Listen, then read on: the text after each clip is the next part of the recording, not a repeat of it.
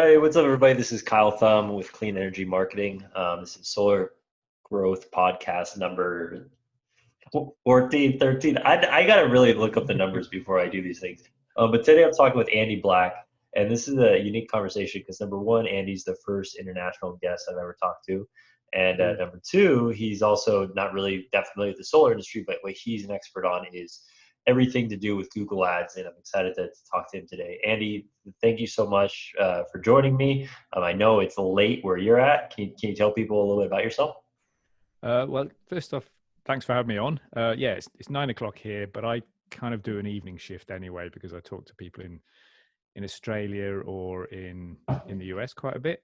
Yeah, I've been doing Google Ads since 2009. Initially started helping a friend who's actually now my brother-in-law. He was an electrician. He kind of lost all his work in 2009 when the economy tanked. I was trying to learn how to build websites, and I got a website built, and then nothing happened because building a website doesn't mean anything. You've got to get people to the website. And I was trying to learn SEO. I found out about SEO, search engine optimization. Needs getting ranked for certain words. Oh, okay, let's try that. I got a book. I was reading that, and a Google Ads voucher fell out of it. It's like €50, I think. So we put that in, and then I remember him ringing me, going, "Andy, I've had a phone call." I was like, "Oh my god, this is amazing!" So that was in 2009. So he's still going strong. Um, his campaigns are still running since 2009, which is great, and I just love it. It's great fun because I get to literally keep a roof over people's heads. For some people, that's what I did with my brother-in-law. He had a wife, two kids, a baby on the way, and he had to hand his van back as an electrician. So, by the time I got to him and said, "Look, I want to learn how to build websites. Will you be my guinea pig?" He was in dire straits, really. So I managed to help him turn it around, and that's kind of what I like doing. Is actually helping business owners get more phone calls and have if it works, and the ideal obviously if it works, and the business owner goes, "Oh my god, I'm getting phone calls. This is brilliant." That's fuel for me. I like doing that, so I'm still doing it 10 years later. Yeah, there's actually quite a bit that we have in common there. One of the things being that I started in like web design and I was doing SEO and I was helping all these small businesses. And now I've kind of settled more on Facebook advertising, but not only Facebook advertising, but Facebook advertising for a very specific industry. But I think it's kind of more of the entrepreneurial aspect that kind of attracted us to it. But I can't. So that's incredible. So you've been running campaigns for your brother-in-law now for what, 11 years? Yeah, yeah, and Ha- it's pretty much the same campaigns. I mean, over those years, Google's ads have just got bigger and bigger. Like the Yeah. organic listings are disappearing off the bottom of the page. It's all Mhm. ads at the top, almost pushing everything down. So just for that, so you make your ads bigger. Otherwise, the competitors' ads are bigger. But washing machine repairs Dublin is still the same search term that most people type in. you know, Yeah. or cooker repairs Dublin. That's what exactly. So it's not the same person doing the search each month, but it's the same mindset. So with Google Ads, if you can get it up and running and dialed in, it should keep running every month because each month is a different person, or each week is a different person doing the same search. And because with the same search term, it's a very similar search intent. There's a similar reason why they did it. Whereas with Facebook ads, I believe, because I don't run them, that you kind of have to keep refreshing the ads and changing them a little bit because they're showing in front of the same people all the time. Um, I could be wrong there, but Yeah, no, that's accurate. So Facebook ads are different from Google ads are more expensive, but Google ads are typically a higher quality type of person because they're actually actively searching for whatever it yeah, is that you're selling, assuming that you set them up at least somewhat properly. And Facebook is more about interrupting people that might be interested in what you have and then kind of doing that. So yeah, I mean, they're completely different. And Google is just one that is just the price difference is I think Facebook ads are a lot more work, but the cost is what keeps a lot of people from going to Google. So tell me, the last 11 years, like you mentioned, you've had that kind of same campaign running. What is the pricing like? How much has it increased in that in that span? um, he's still playing at probably 80 cents a click. It's still dirt cheap. His account is probably the best running account I've got. He's got like 30-40% click-through rate on the ads. But Oh man. um, what we've done for him is gone right. Okay, so local lead gen.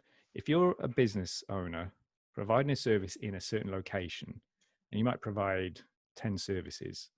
So, like for solar, so people might be looking for solar panel installers, solar panels, solar panel companies, solar panel contractors. They might be typing in all those kind of words, and then the location that they're looking to find somebody in. And it could be the state, it could be the county, it could be the town or city if it's big enough.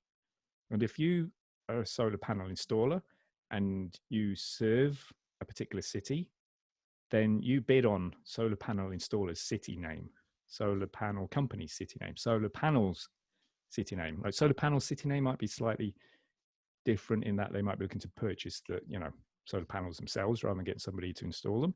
So what we did for him is Dublin's up the road.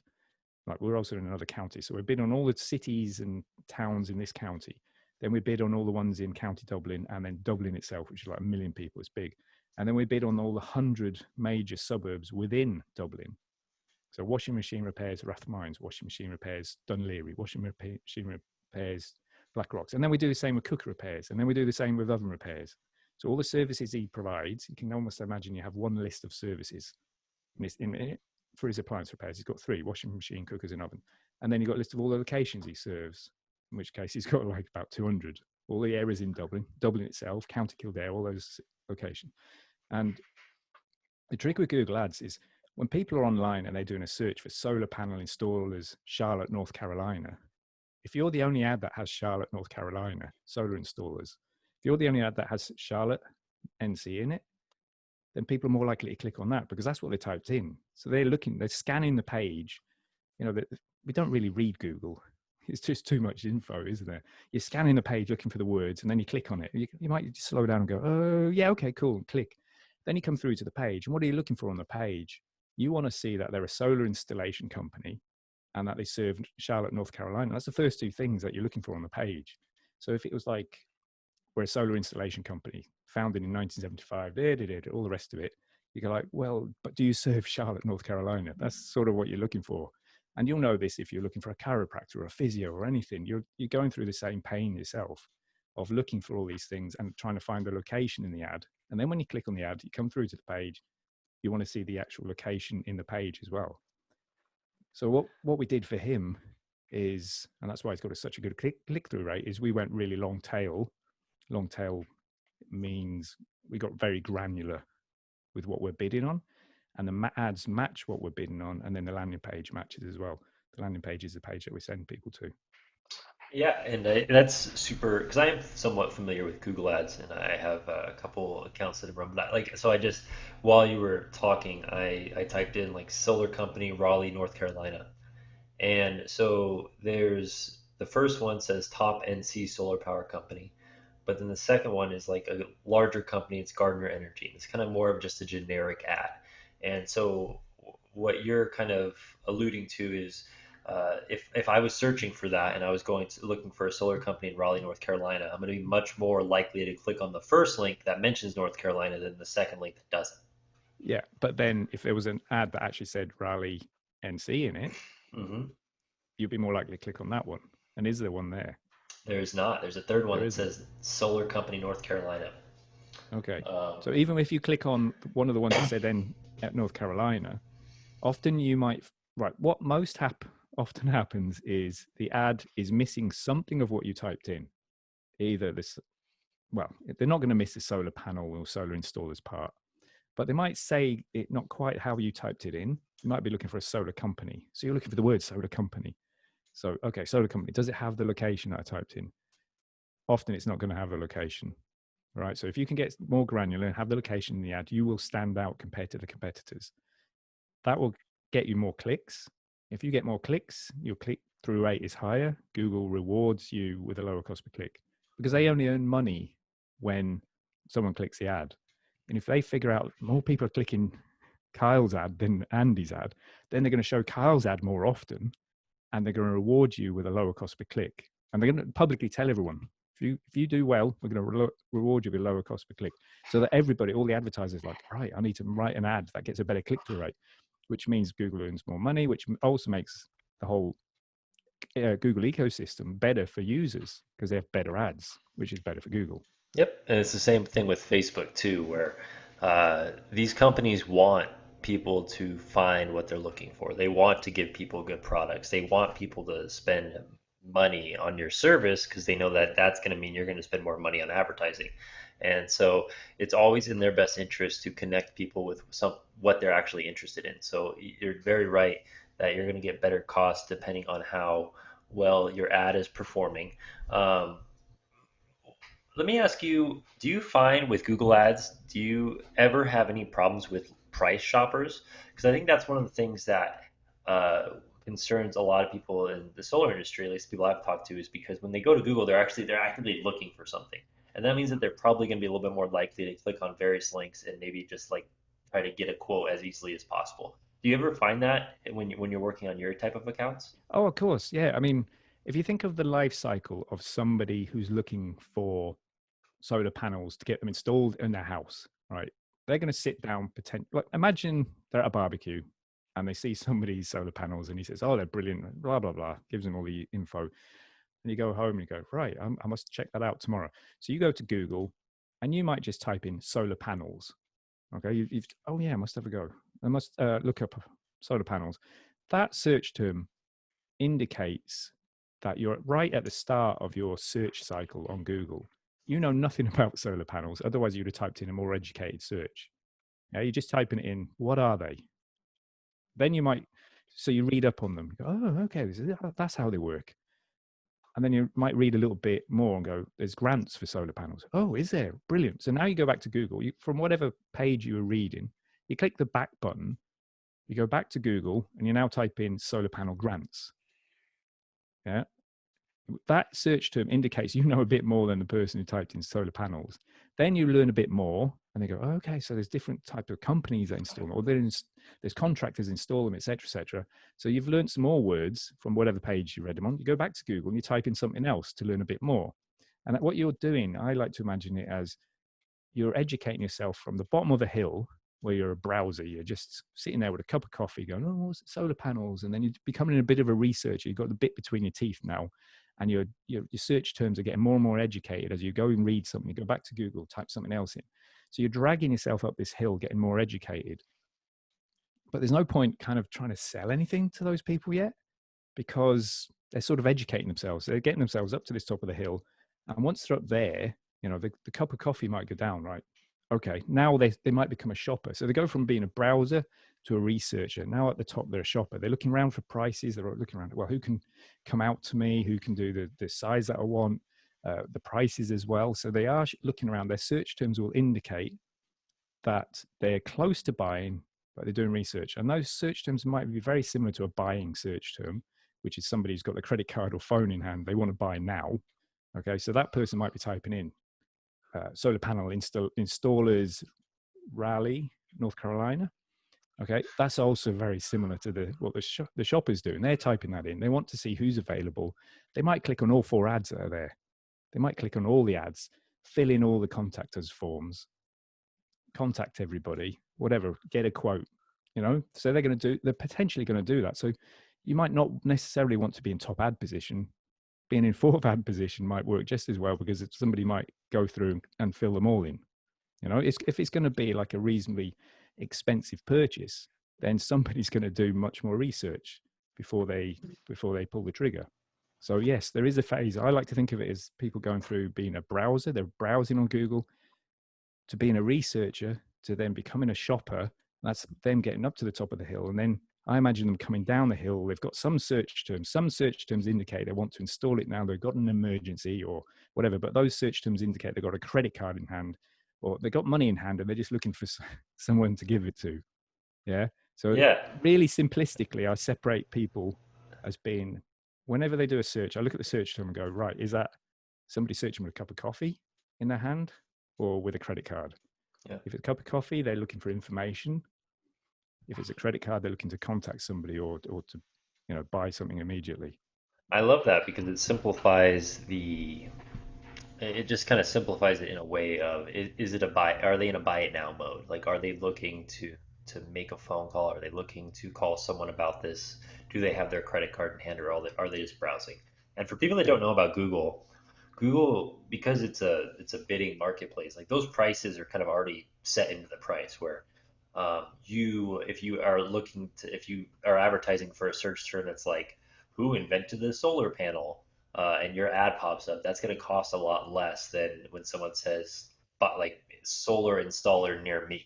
And yeah, so that pricing is already kind of weighed in. But I think one of the things that a lot of people who, this is probably more like do-it-yourselfers when they do Google ads, is they do what Google tells them. They're like, oh, well, we're advertising for solar. And then basically Google is going to show your ad to almost any search term that's related to solar panels, whether it's what are solar panels made of, who invented the solar panel, what is the best brand. I mean, that one's actually a little bit better, but the idea is that each different term has a cost to it, and some are going to be more effective than others. So you really want to yeah, focus your time and your money on search terms that are related to buying decisions. So people yeah, that are like looking for someone near them, people that are looking like even how much does it cost? Like those people are a little bit farther up the hill, as you talked about.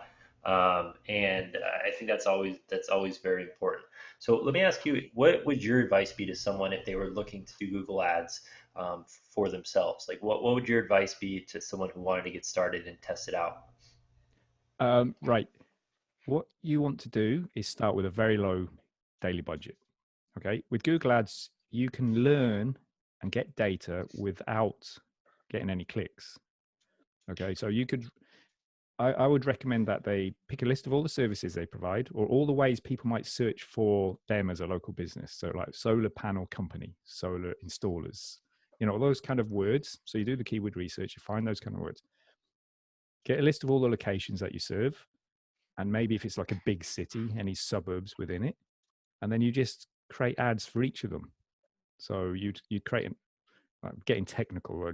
We don't, you can find this on Google, loads of ways of how to create ad groups, but you create one ad group and it might be solar installers, Charlotte, North Carolina.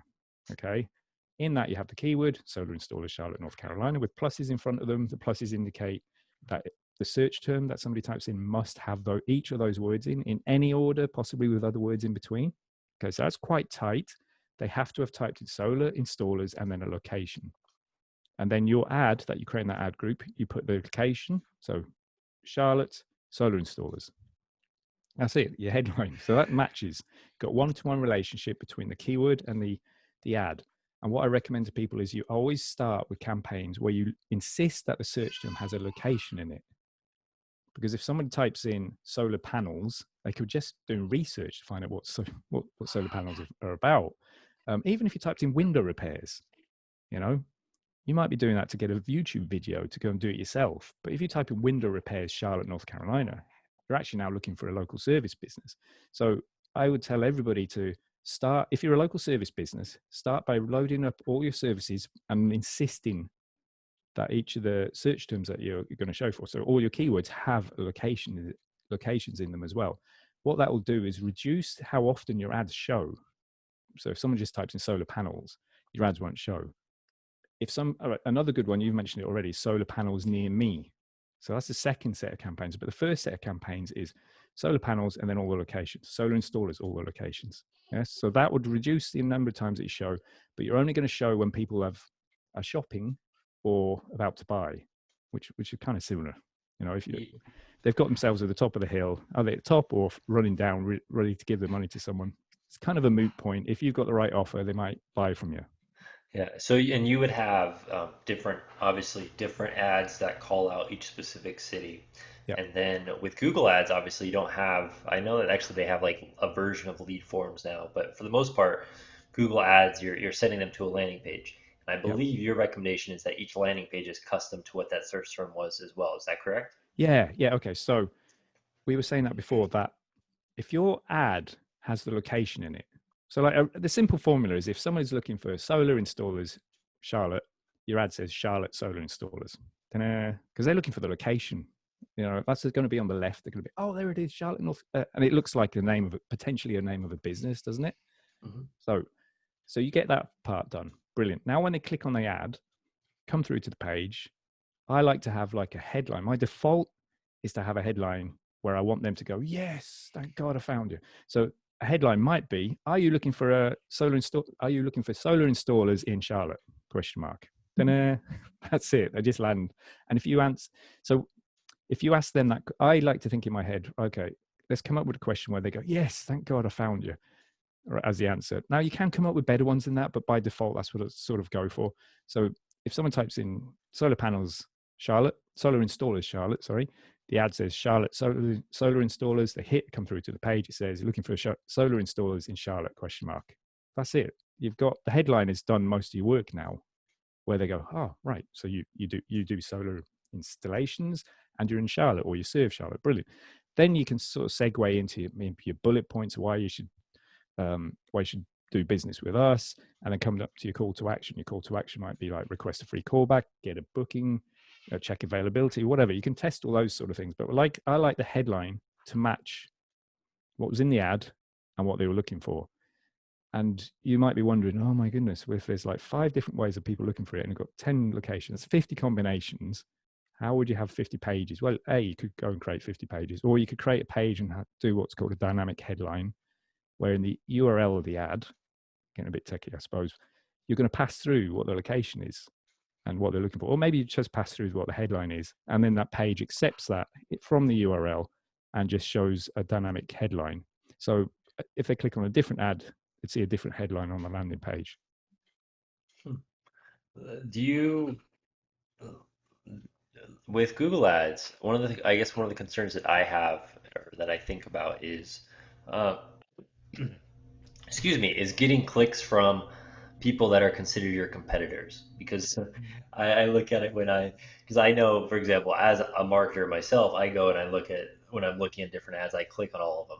And the reason that that's a bigger concern on Google is because number one, it's easier to find because you just have to go and type something in. But number two is Google's cost per click. I mean, in the solar industry, we're probably talking about cost per click of, I would say, around $10. It's been a while since I've even thought about playing Yeah. around with it.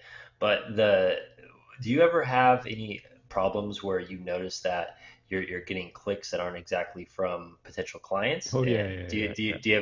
do you use any software? Do you have any strategies to Yeah, avoid there's that? I've seen clients, particularly locksmiths, um, where they must, I don't know what's going on in that industry, but they must have bots running to click other people's ads or something. But I've got clients where they spent 2 grand in the morning, and we have to set a massive budget. And then at the end of the day, Google does figure out that a lot of it's click fraud, and it's only cost them 700 for that day or whatever. Maybe for the week. Sorry, I'm getting my numbers mixed up. Actually, I think 2.5 grand in a day, and then 700 a week. 700 for the day in reality. So there is some click fraud going on. That's the worst I've seen. Most of the time, I don't worry about it for clients. Just it's just not. I mean that's like real intentional, isn't it? Where they've got little bots running or something. But I think that client, Google figures it out and refunds it a lot of the time immediately. And then also, I think there's software that you can use. ClickSees might be one of them. I've never really installed it for clients because it don't really have it as a problem most Hmm. of the time. Um, Obviously, like people do searches and they click on people's ads just to see what's going on, and then you've got the likes of yourself checking out landing pages to see if like that landing page is better than your client's landing page or whatever. See, So I gotta be quiet now though, because now everyone's gonna message me after watching this. They're like, "You're the reason my clicks are so high or my costs are so high, huh?" but Google is very good at figuring out that some one IP address, one location has clicked a few times and not and had done the search a few times. And even if you'll notice it yourself, if you do a search on Google and you do the search maybe 3 or 4 times, after a while the ads just stop showing. Google figures out that, well, you didn't click on the ads before. You're obviously not looking for those ads. They stop showing them. Um, So like Google is smart at this. And I have worked in businesses where, yeah, you get a big old refund at the end of the month of like what Google considers fraudulent clicks or invalid clicks as well.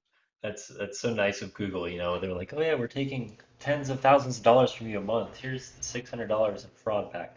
Um, and one of the things I think that people can do as well is using obviously geographic targeting. I think way too many people Yeah, leave their geographic targeting way too broad. Where, specifically, if you have some, like even I mean, even looking at this that I typed in right here, solar company in North Carolina. I live in Utah. My IP address is in Utah. I don't have any, never even been to North Carolina. yeah, And there are ways that you can set it up so that your ad shouldn't necessarily show to someone like me so that I can't click on it and cost you money. yeah. And that's something to keep in mind too. And that goes Although for, I would recommend people do have ads shown in Utah. okay. If somebody types in solar panels, Charlotte, North Carolina, and they're in New York, you don't know why they're doing it. They could be on holiday in New York at the time. They could be doing the research for their dad who doesn't know how to use the internet or whatever. So for something like that, I would probably go really broad because you're insisting there's a location in the search term. Now, why would you type in solar panels, Charlotte, North Carolina? Don't know why, but you insisted that it was Charlotte. Okay. So I would almost suggest that you'd run that across the whole of the US, except for the fact that there might be more than one Charlotte in the whole of the US. You don't want duplicates. So maybe it's just a statewide campaign. And then, right, so that's one style of campaign. I kind of mentioned that's the one you'd start with, where you insist that people put a location in. The other style of campaign is where you would target people within Charlotte, or maybe 10 mile, a radius of 10 miles around Charlotte, who type in solar installers near me. You mentioned near me before. Obviously, you don't want people in New York seeing your ad if they typed in solar panel installers near me. They have to be near you when they do that search. So that's where you would target people 10, 20 miles around Charlotte. Okay, but I would probably go. I would go a lot broader for people who are typing in the location in a search term. Yeah, I think that's smart. And one of the things I've been thinking about now that we're talking is I remember I was actually doing Google Ads for a lot of businesses, chiropractors, appliance repairmen, all these different industries. And I remember what I used to do is I used to like search for specific ones that were near me or specific ones, specific cities, and then I would go and find companies that were probably advertising in the wrong market, and I'd use that as like a prospecting tool. So that I keep that's once again, people are gonna hate me because they're like, they're gonna blame me for every single click they get that's not a customer. Um, All marketers are evil. yeah, hey, no, we're not all evil. We're just all insanely. I don't know what the word is, but let's move on. I have a question regarding because one of the things that I've started experimenting with is YouTube ads, Yep. and YouTube is great. It's definitely, I think, a higher. It's almost a combination of like the benefits of Google and Facebook, where you have the ability to kind of interrupt someone when they're doing something, so they're not necessarily actively searching for your product, but you Mhm. can target them when they're searching for specific information. And I think it's a really powerful tool. Do you have any experience using YouTube ads or any of the other kind of platforms that Google provides? I know that Yeah, they have a. yeah. Well, that's what I like about Google Ads. Like, I specifically like the paid search stuff because it's kind of simple. It's like they've typed this in, that's what they're looking for. Um, what you've also got is like obviously YouTube ads, and you've got the Google Display Network, which is where you could have ads, either text or image ads, sort of banner ads that could appear on blogs or other websites that have opted in to have AdSense ads appear on their website. So your ads would appear on those blogs potentially. Um, you can have Gmail ads, where ads can appear in Gmail. If you've got Gmail, you'll possibly see that in the promotions tab. There's a couple of ads in there, and that those could get triggered on sort of keywords as well. So I worked for an insurance company, and they were bidding on renewals and stuff like that. So their ads would appear when the consumer got a letter, an email, sorry, from their insurer saying you're due for a new renewal of your insurance and whatnot. So ads would appear then. YouTube is great. I've used it for a few clients. I'd like to get a lot better at it. I'm kind of trying to get better at it at the moment. What I've noticed is you can get insanely low cost per views. Your ad, 1 cent, 2 cent, etc. That's if you're targeting a very broad area, but for, say, solar panel installation, you could target, you know, Charlotte plus 20 miles and just have your ads running, almost put no demographics on it. You probably want to put some age demographics on it, and you could either just let it do what's called a run of the market, just have hardly any criteria, just let them run. So it's almost like a branding campaign that's like on TV. You have this little ad running, and maybe only pay when people watch more than 30 seconds of the video or click on it. If your video is 2 minutes long and people opt out, stop watching it before the 30 seconds, you don't pay. Great. Um, and you can, or you could also target people like audiences, the same as in Facebook. Maybe there's people and they're interested in like home improvements and stuff like that, so you maybe run ads to them. So it is like, yeah, YouTube is really interesting. It's like if a search engine and a social media platform had a baby. It's kind of a mixture of both, isn't it? There's a It search really, element to it. it really is because I just recently started playing with YouTube, and it was interesting because I am familiar with the Google Ads platform, and obviously YouTube is within the Google Ads platform. And you're right, views are cheap. I think the funny thing is you realize that how hard it is to make an engaging video that people actually don't just press the skip button immediately. And I think the thing I love about the idea of Google Ad or YouTube ads is kind of what you just talked about, where it's as if they had a baby. So you can create your specific ad and you can show it when they type in a specific search term. You can show it when they meet these specific reason or when they meet this criteria as far as like demographic information. And then you can even go in there and put it in front of specific videos.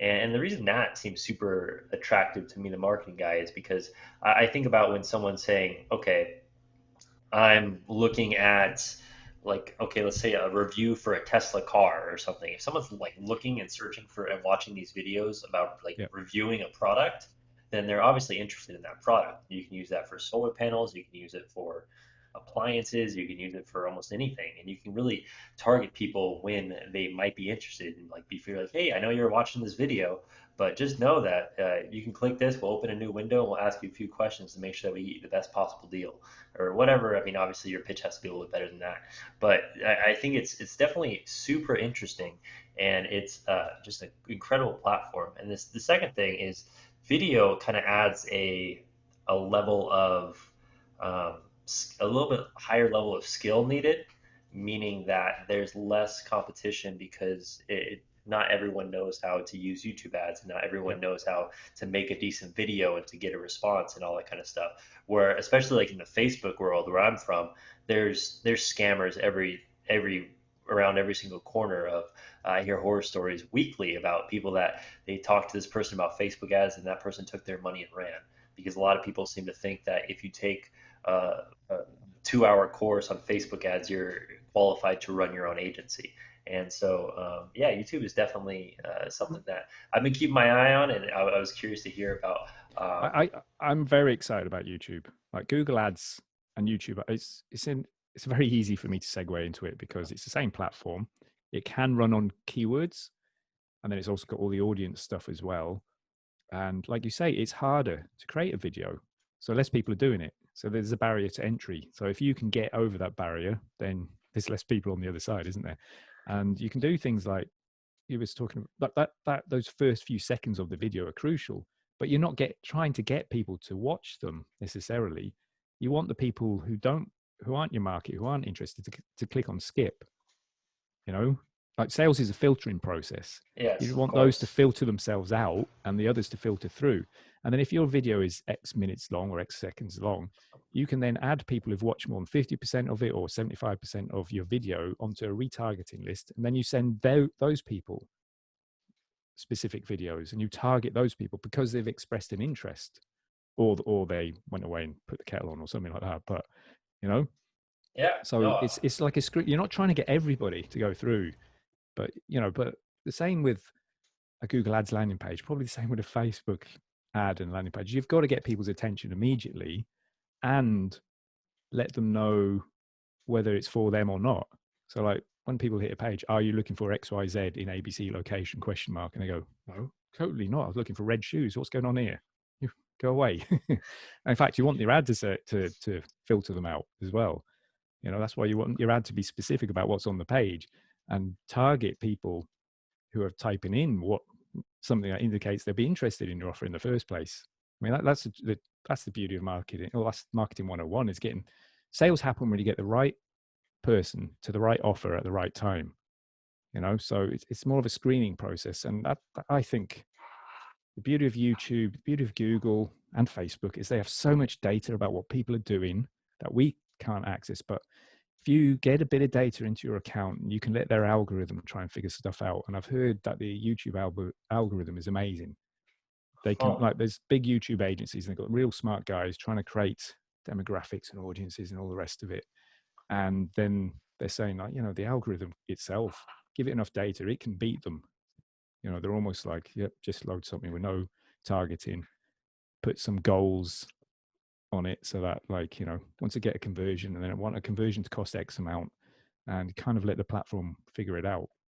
Yeah, it's definitely interesting how we do put a lot of faith in the algorithms and these softwares because they are um, good at they're good at what they do. Like Facebook lookalike audiences, where you can take a list of customers that have closed a deal in the last 6 months, and you can use that, and Facebook will just kind of find an audience that matches that kind of Yeah, demographic, and it typically works pretty well. It's really scary to think about actually how much data those companies have.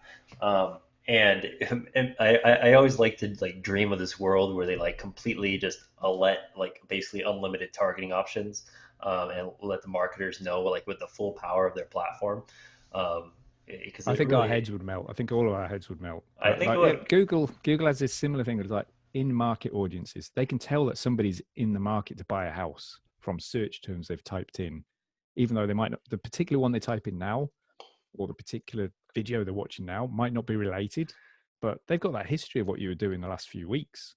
So they know, or they know that you're about to have a baby or something like that. It's yeah, just incredible. But what's really interesting about YouTube, right? Second biggest search engine in the world behind Google.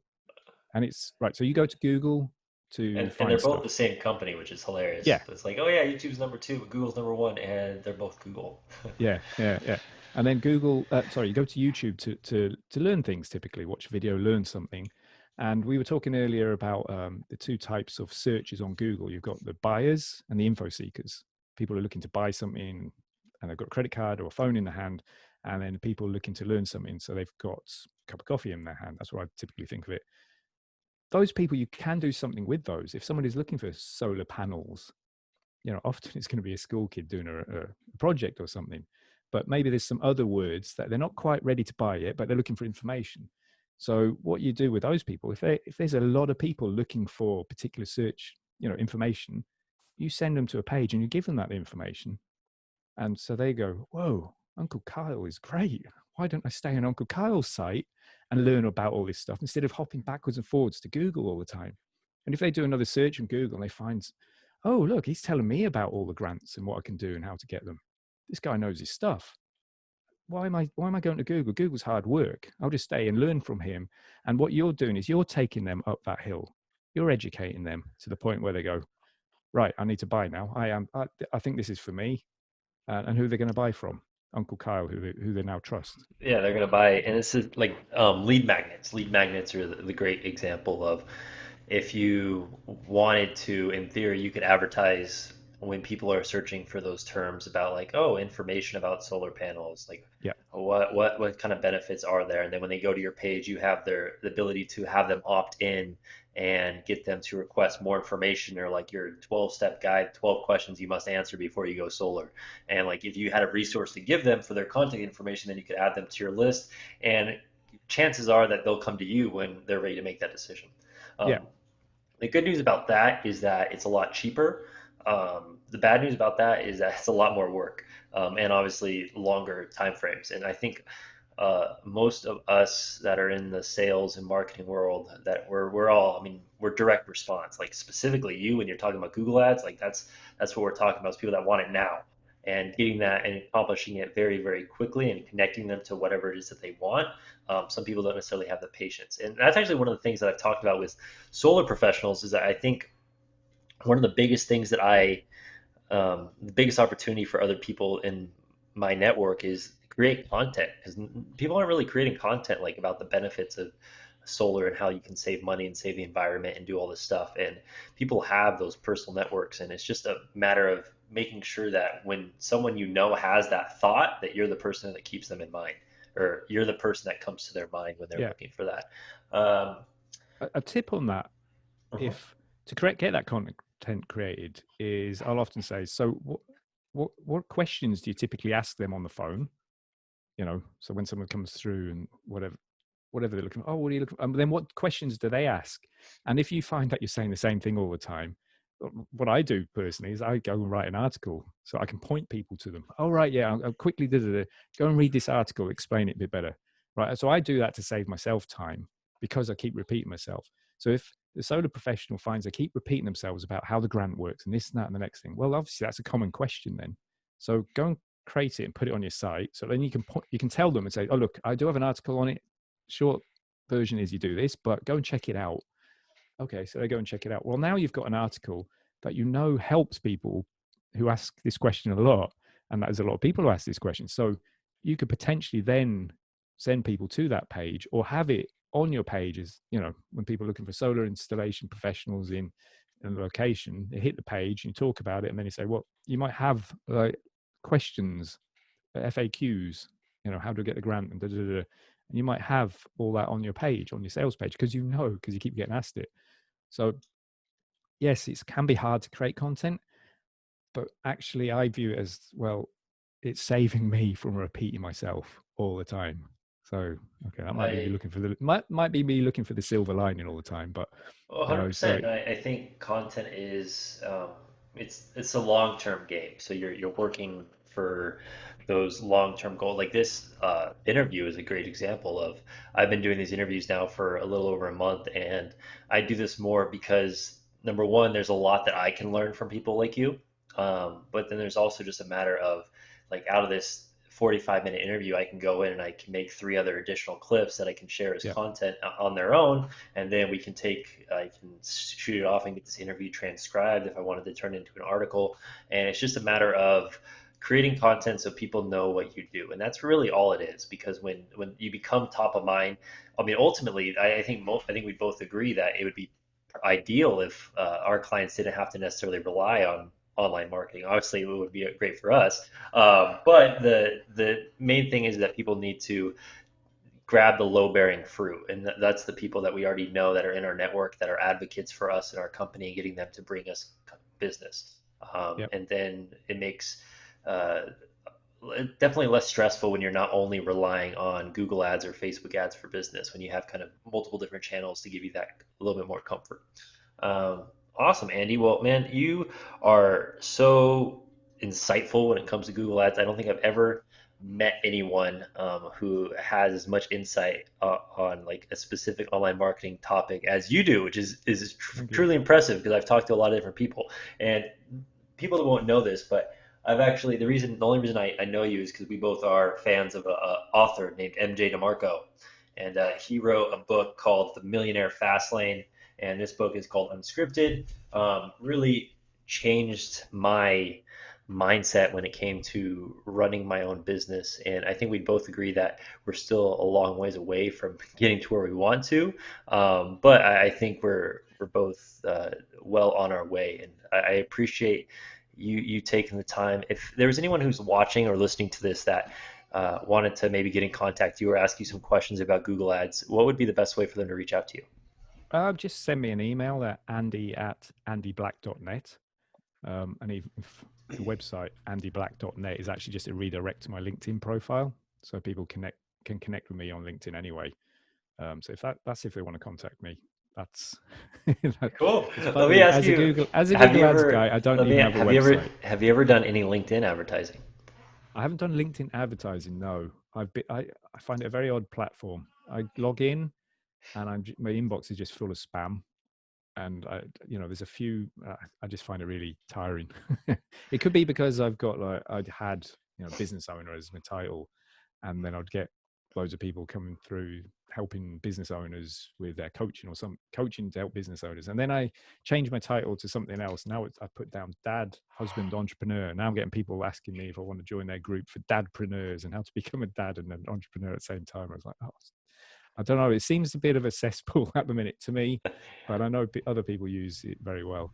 You know, it's funny that you say it's a cesspool because I think it was like a way bigger cesspool like 5 years ago. Right. And it is an interesting platform. Honestly, the only reason I haven't really found that I enjoy LinkedIn is just because I feel like the organic reach doesn't really seem to be there, and everyone talks about it being there.